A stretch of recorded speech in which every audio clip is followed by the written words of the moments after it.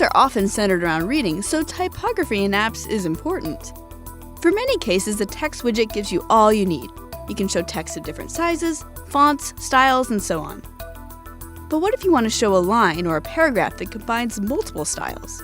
Something is bold for emphasis, or italicized, or underlined, or a different color, or a different font, or everything at once. You should use RichText. You give it a tree of text spans, and you can define a separate style for each node. Here, we're using the default text style for the top text span, and we're overriding it with something more splashy in one of the child text spans. Flutter will lay out your text as you expect, keeping the baselines aligned. You can even attach gesture recognizers to text spans, making it possible to have tappable links, for example. For more info on RichText and all the other widgets, head to flutter.dev.